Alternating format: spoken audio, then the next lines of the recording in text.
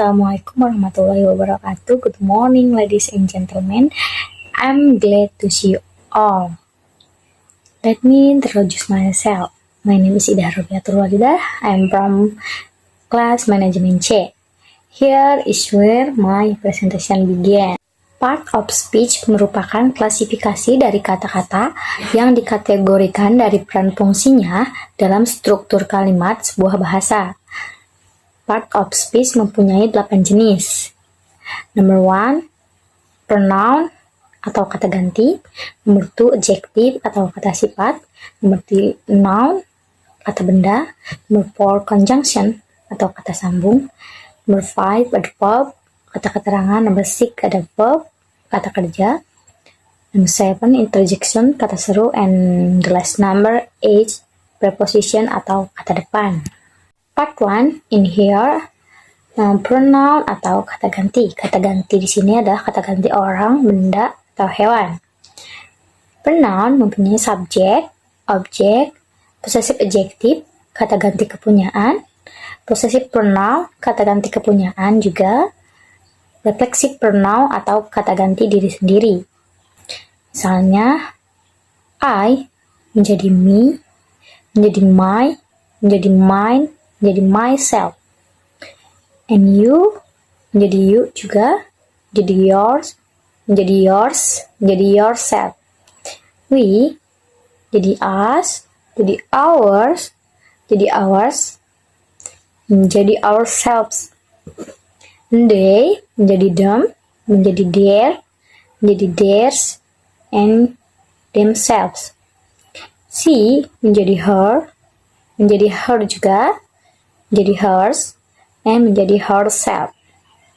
He jadi him, jadi his, menjadi his juga, jadi himself.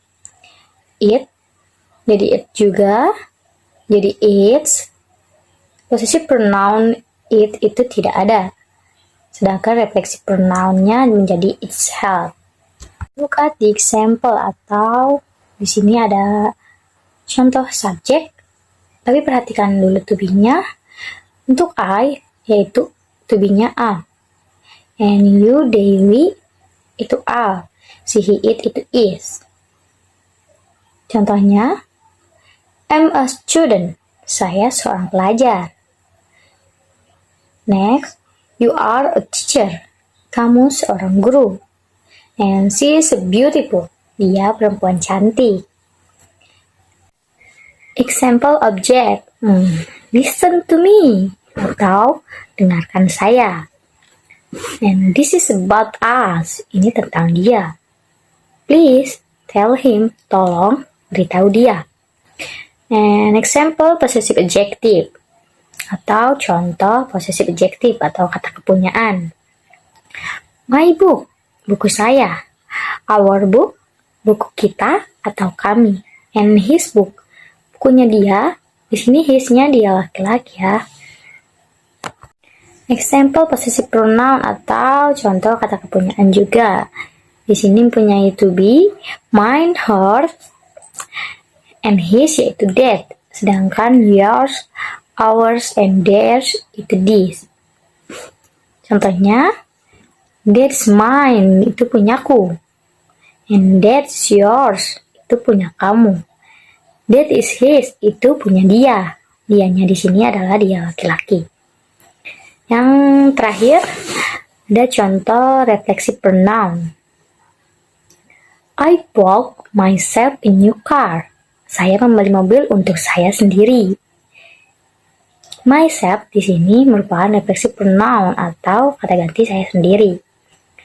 And then, go find yourself a new phone. Carilah HP baru untuk dirimu sendiri.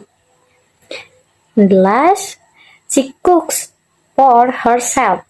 Ia memasak untuk dirinya sendiri. Part 2, in here, ada adjective atau kata sifat. Adjective atau kata sifat adalah suatu kata yang digunakan untuk menerangkan noun atau pronoun yang dapat berupa person, orang, place, tempat, animal, binatang, maupun thing, benda atau abstrak. Adjektif dibagi menjadi 9 kalimat. Number 1, mendeskripsikan perasaan atau sifat. Contohnya, they are honest.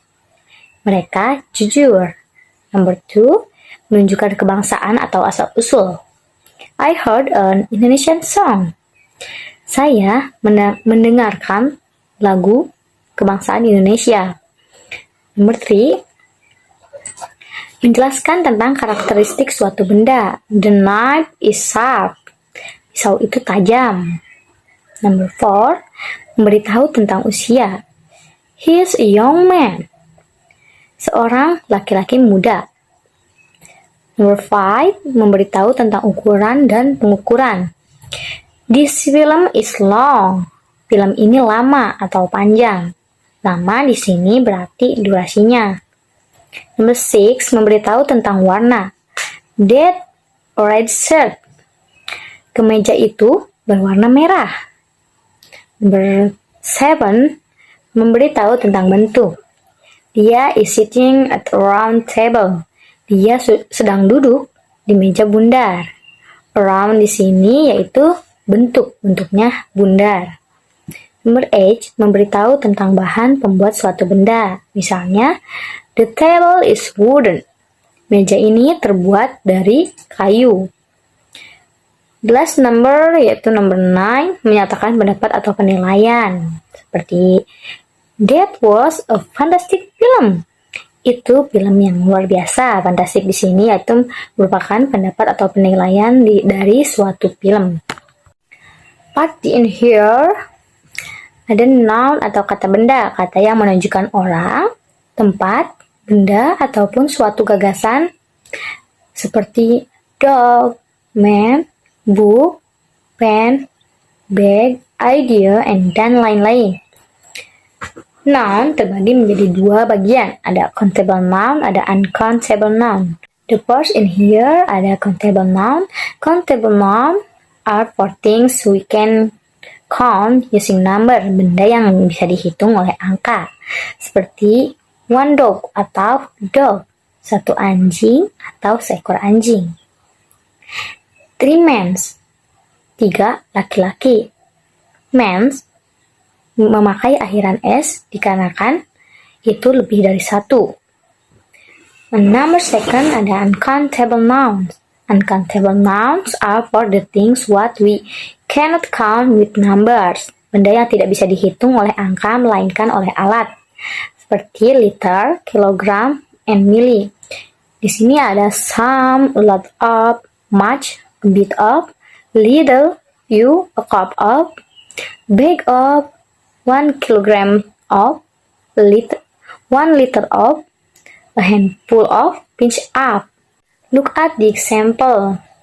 I need a cup of tea. Saya perlu secangkir teh.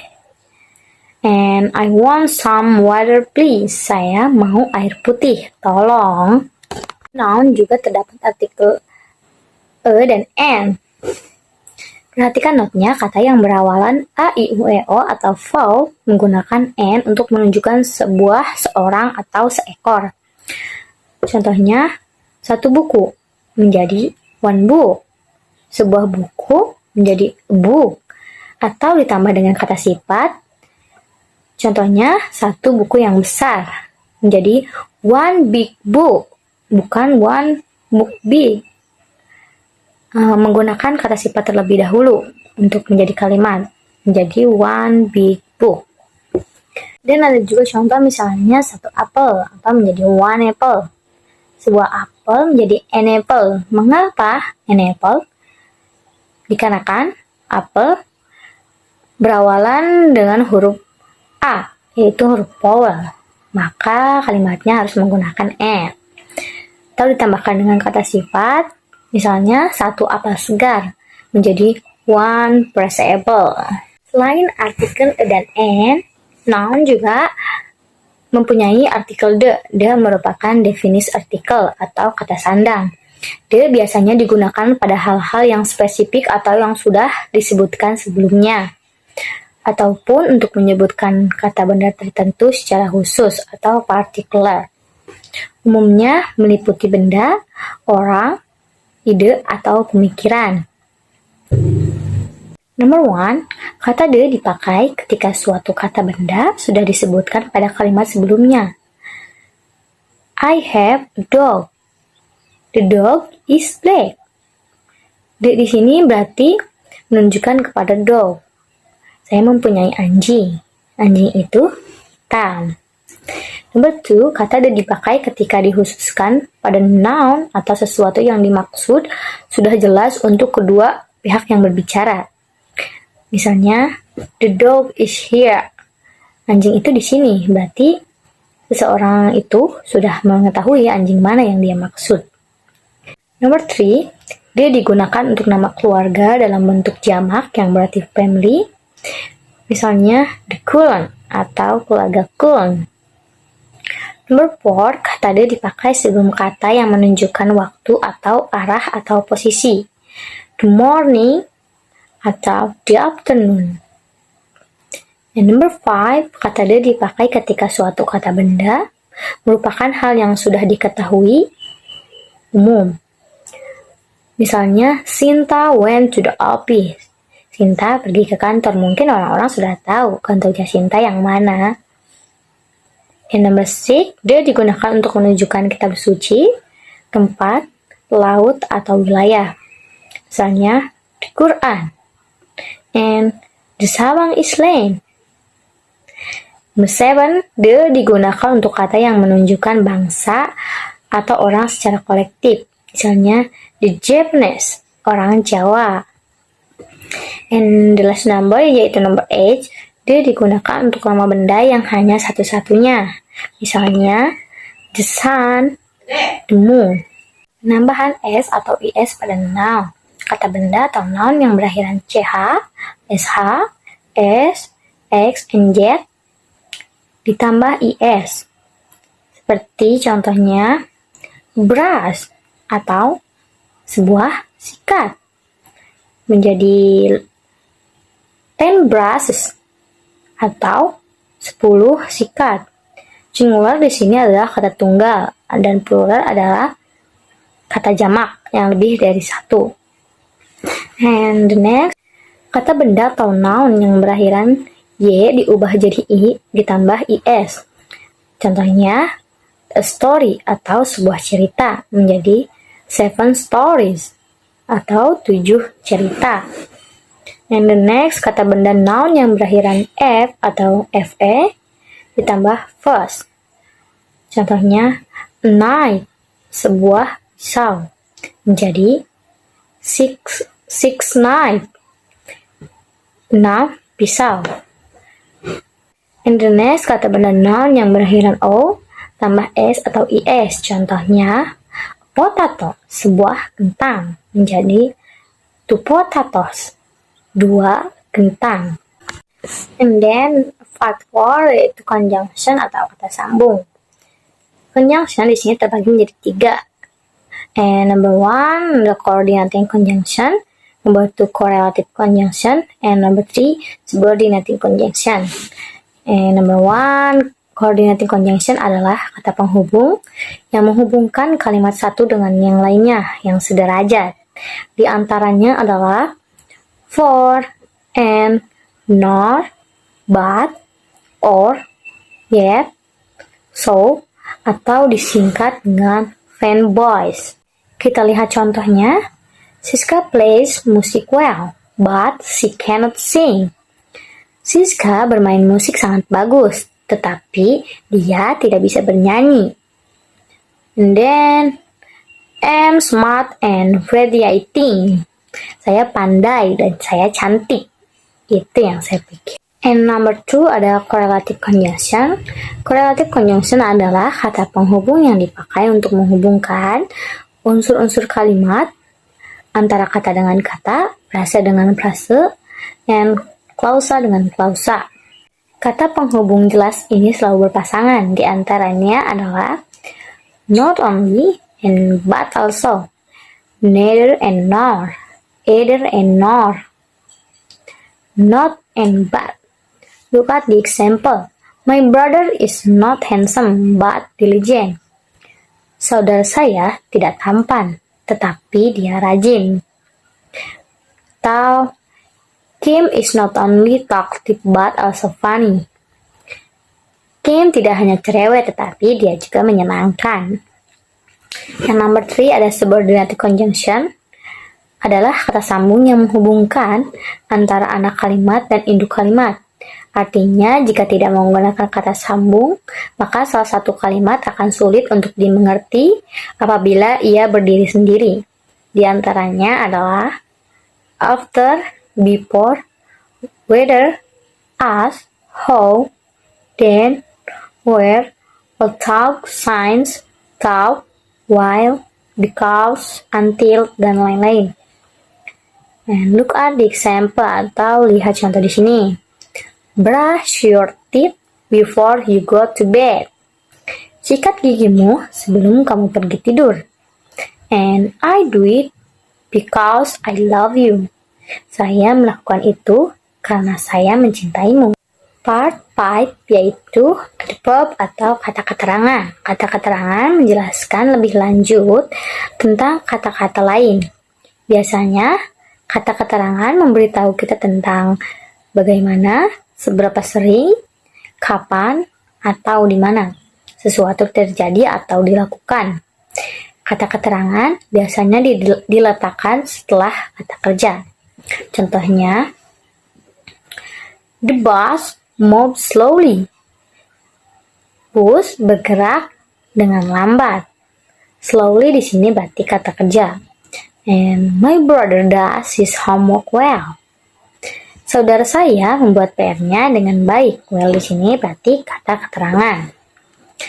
And number 1, beberapa jenis kata keterangan dapat memodifikasi kata keterangan lainnya sehingga mengubah tingkatan atau keakuratannya. Contohnya, you are speaking too quickly. Kamu berbicara terlalu pelan. Too quickly itu berarti kata keterangan di sini yang mengubah tingkatan atau keakuratannya. Number 2, terkadang kata keterangan memodifikasi kata sifat membuatnya lebih kuat atau lemah. Misalnya, you look absolutely fabulous. Kamu terlihat sangat menakjubkan. Number 3, beberapa kata keterangan memiliki bentuk yang sama seperti kata sifatnya. Ada early, fast, hard, high, late, straight, and wrong. Contohnya, he drives very fast. Dia mengendarai sangat cepat. And then, the last number 4, well adalah kata keterangan untuk kata sifat good. Misalnya, he studies well. Dia belajar sangat baik atau bagus. Membentuk kata keterangan dari kata sifat. Nomor 1, seringkali kata keterangan dibentuk dengan menambahkan akhiran ly ke suatu kata sifat. Contohnya, slow, lambat, menjadi slowly, dengan lambat. Nomor 2, jika kata sifat berakhiran dengan y, gantilah y dengan i dan tambahkan akhiran ly. Contohnya, happy atau bahagia menjadi happily dengan bahagia. Nomor 3, jika kata sifat berakhiran dengan able atau li, gantilah e dengan y. Contohnya, probable menjadi probably yang artinya barangkali atau mungkin. Nomor 4, jika kata sifat berakhiran dengan ic, tambahkan akhiran ly. Pengecualian public menjadi publicly. And then di sini contohnya ada basic, dasar atau utama, menjadi basically atau terutama. Dan membentuk kata komparatif dan superlatif pada kata keterangan. Nomor 1, untuk kata yang berakhiran dengan ly menggunakan more atau lebih banyak untuk komparatif. And menggunakan most, paling atau sangat banyak untuk superlatif.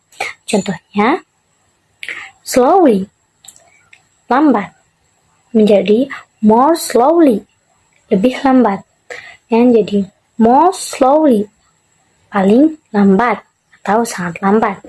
Contohnya, the teacher spoke more slowly to help us to understand. Guru berbicara lebih lambat untuk membantu kita memahami. Nomor 2, untuk kata keterangan singkat yang tidak berakhiran dengan ly, bentuk komparatif dan superlatifnya sama seperti kata sifatnya, ditambah untuk komparatif, and ditambah us untuk superlatif. Jika kata keterangan berakhiran dengan hilangkan sebelum menambahkan akhiran. Seperti hard jadi harder, menjadi hardest. Contohnya, Jim work harder than his brother. Jim bekerja lebih keras daripada saudaranya.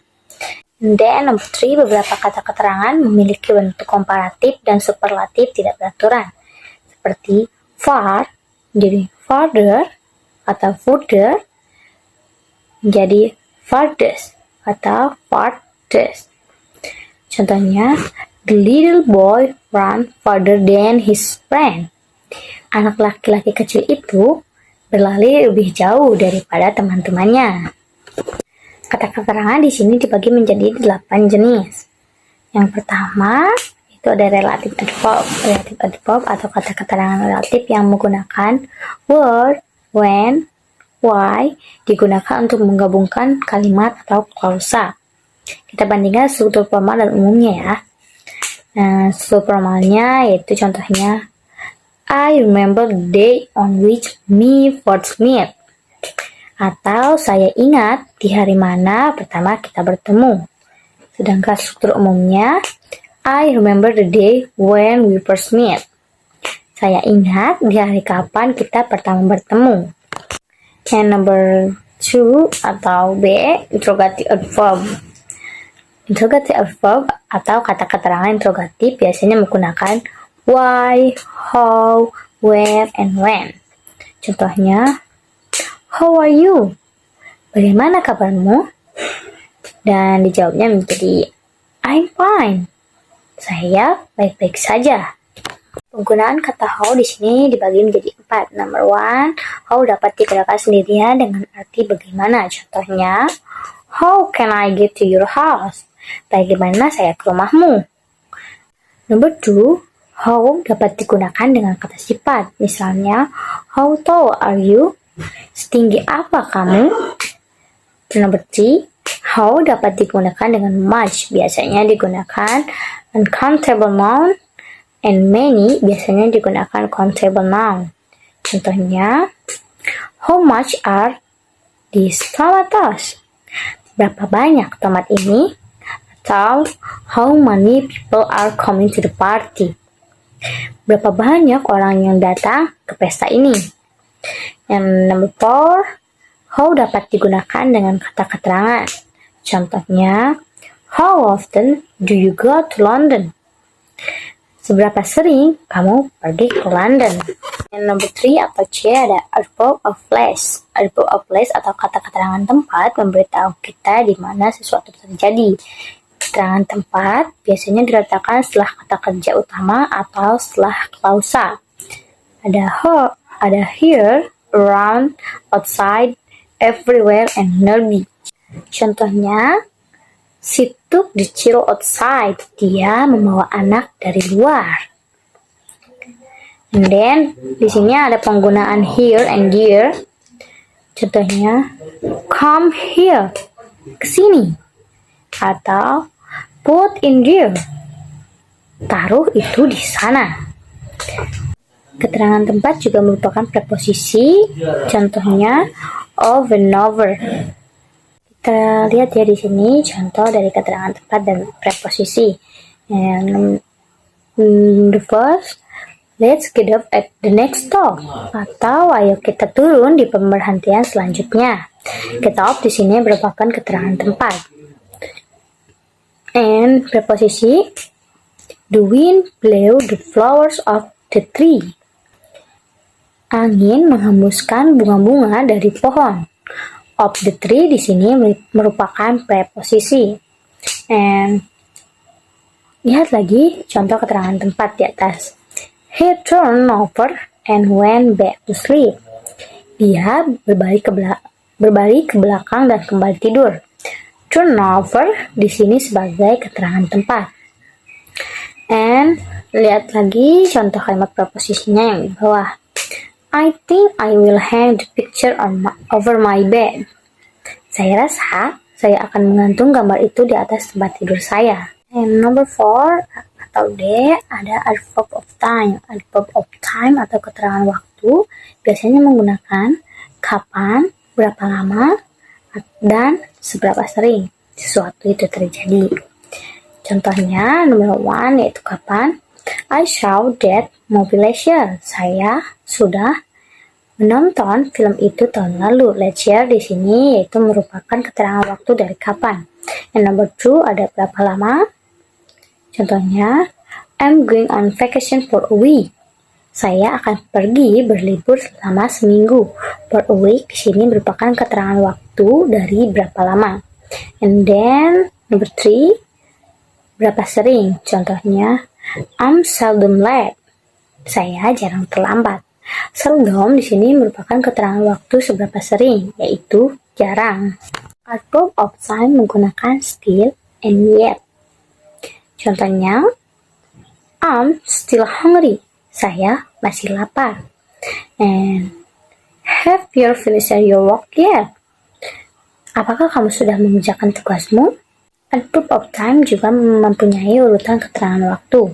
Jika kita harus menggunakan lebih dari satu keterangan waktu dalam kalimat, biasanya kalimat ini untuk berapa lama, seberapa sering, dan kapan. Perhatikan warnanya.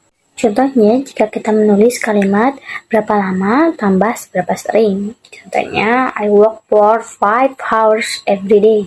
Saya bekerja 5 jam setiap hari. And then, jika kita menulis kalimat seberapa sering ditambah kapan. Contohnya, the magazine was published weekly last year.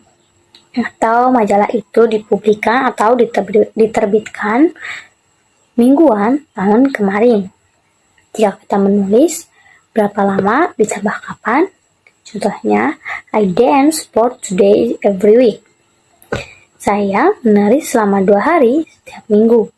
Jika kita menulis kalimat ketiga-tiganya atau berapa lama tambah seberapa sering tambah kapan, contohnya, he worked in a hospital for 2 days every week last year. Dia bekerja di sebuah rumah sakit selama 2 hari setiap minggunya tahun kemarin. Number 5 atau E, ada adverb of manner. Adverb of manner atau kata keterangan cara yang memberitahu kita bagaimana sesuatu terjadi. Contohnya, she speaks softly. Dia berbicara sangat lembut. Softly di sini memberitahu bagaimana sesuatu itu terjadi. Perhatikan note berikut. Adverb of manner tidak dapat langsung diletakkan di antara kata kerja dan objek. Atau kata keterangan harus diletakkan sebelum kata kerja atau di akhir klausa. Contohnya, he ate the chocolate cake readily. Atau dia memakan kue coklat dengan sangat lahap. Ate itu verb 2. The chocolate cake yaitu objek and readily itu adverb of manner. And then the last number, keterangan-keterangan cara yang umum hampir selalu diletakkan tepat setelah kata kerja salah satu keterangannya menggunakan kata slowly, quickly, fast, and badly. Contohnya, I drove my car slowly yesterday. Saya mengendarai mobil saya dengan lambat kemarin. Drove atau verb yaitu kata kerja. Slowly di sini yaitu menjadi adverb of manner. Nomor 6 atau F, di sini ada adverb of degree. Adverb of degree atau keterangan tingkatan memberitahu kita tentang intensitas sesuatu. Biasanya keterangan tingkatan menggunakan to, very, now, dan extremely. Contoh to di sini yaitu you are walking too slowly. Kamu sedang berjalan dengan sangat lambat. And the next contoh dari penggunaan kata keterangan very yaitu she is running very fast. Dia sedang berlari sangat kencang. Selanjutnya penggunaan kata keterangan now. Contohnya, you are running fast now. Kamu berlari sudah cukup kencang. And the last, penggunaan kalimat extremely, yaitu contohnya, the water was extremely cold. Air itu sangat dingin atau luar biasa dingin. And number 7 atau G, di sini adverb of certainly.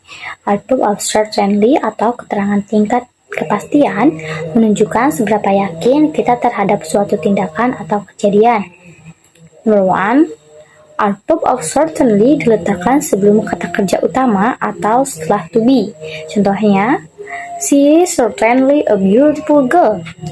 Dia pasti seorang gadis yang cantik. Number 2, jika ada kata kerja bantu atau adverb of certainly diletakkan antara kata kerja bantu dan kata kerja utama.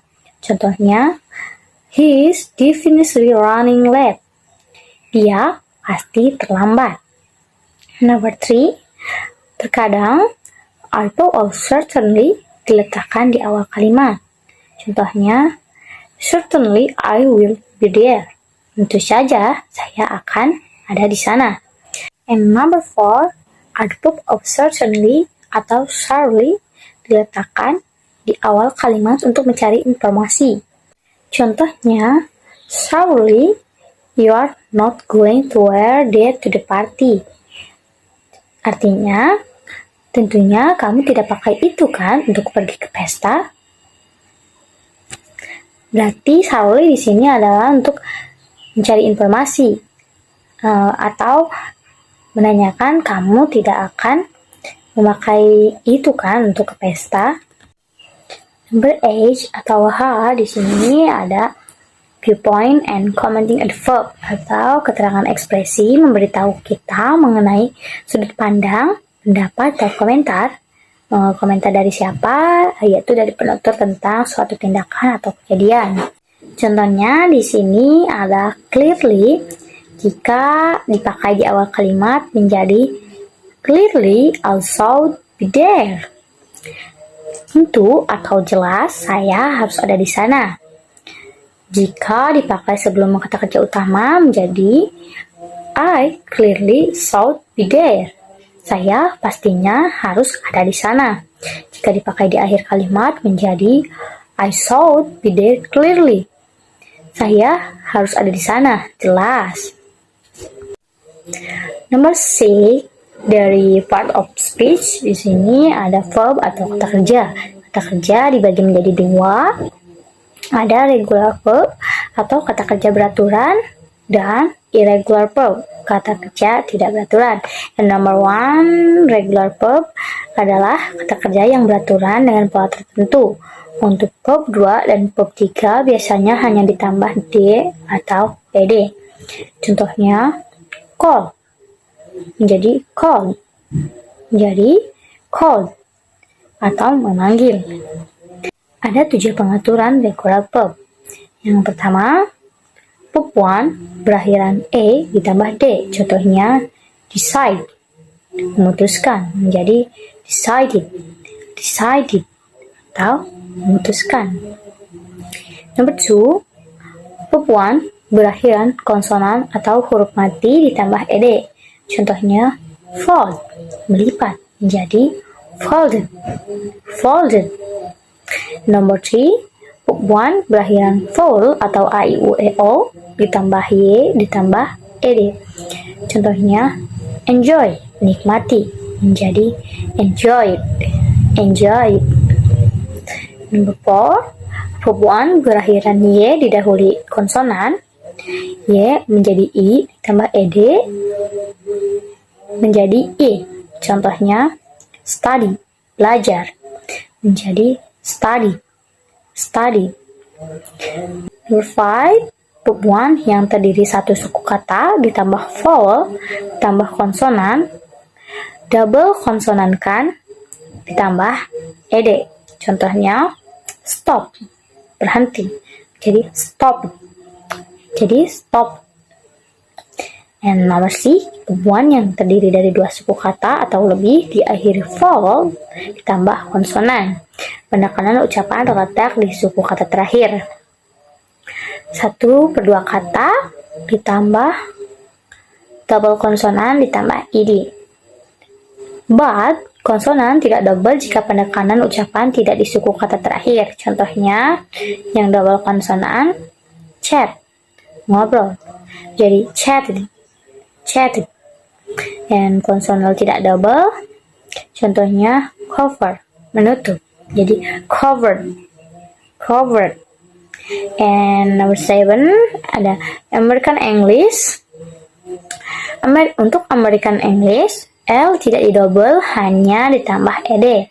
Sedangkan untuk British, huruf L-nya didouble dan ditambah ed. Contohnya, yang untuk American, travel, bepergian, menjadi traveled. Dan untuk British, contohnya travel, bepergian juga, dan menjadi traveled. And number 2 ada irregular verb. Irregular verb adalah kata kerja yang tidak beraturan dengan pola tertentu. Ada 3 pengelompokan irregular verb. Number 1 yaitu sama. Artinya verb 1, verb 2, and verb 3 itu sama. Contohnya cut atau memotong. And number 2 sama, verb 2 and verb 3 atau verb satunya berbeda. Contohnya say, mengatakan. And number 3 itu berbeda. Maksudnya verb 1, 2, and verb 3 itu berbeda. Contohnya go, went, gone atau pergi. Penggunaan verb di sini, verb 1 biasanya digunakan untuk present tense, and verb 2 untuk past tense, verb 3 untuk future tense. Nomor 7 dari part of speech yaitu ada interjection atau kata seru. Interjection, a word used to express some sudden feeling or emotion. Interjection merupakan kata yang digunakan untuk mengutarakan perasaan atau emosi secara tiba-tiba atau spontan. Misalnya, saya sedang melihat pengumuman tes atau lulus ujian, kemudian saya melihat nama di tabel tes lulus ujian. Tiba-tiba, saya mengutarakan perasaan saya. Hooray, I have passed the exam. Hooray, saya lewat tes atau ujian.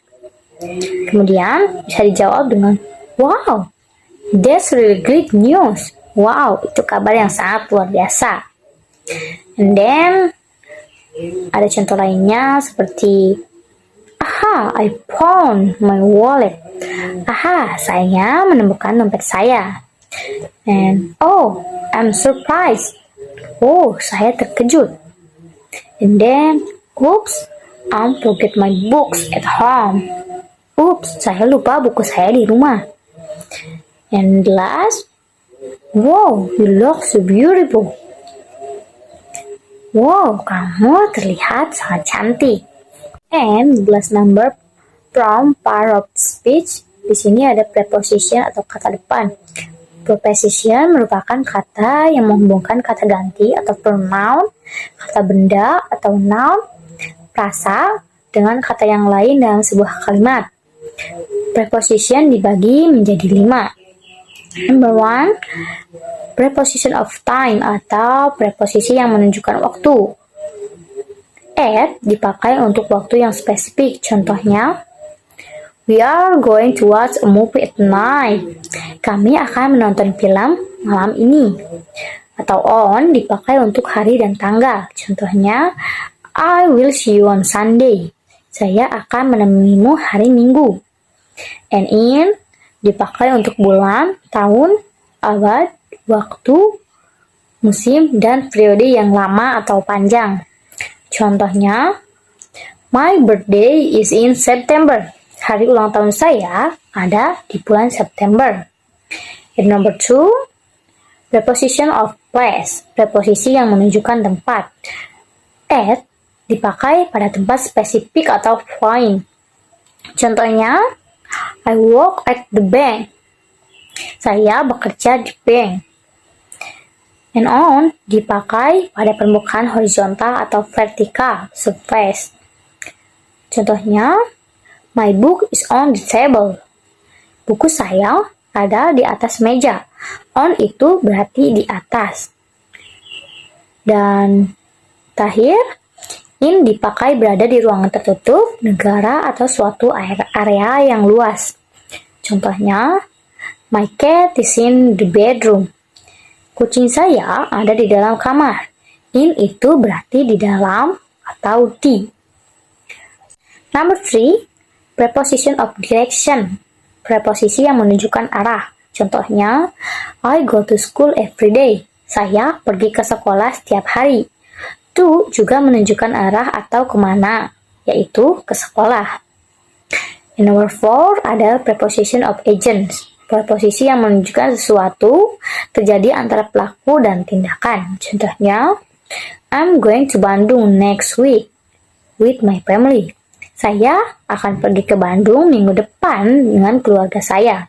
And last number 5, preposition of instrument. Preposisi yang menunjukkan sebab sesuatu terjadi dengan cara, benda, atau alat. Contohnya, I open the door with the key. Saya membuka pintu dengan kunci. With itu menunjukkan kunci atau alat atau benda. And thank you so much for your attention. Wassalamualaikum warahmatullahi wabarakatuh. See you.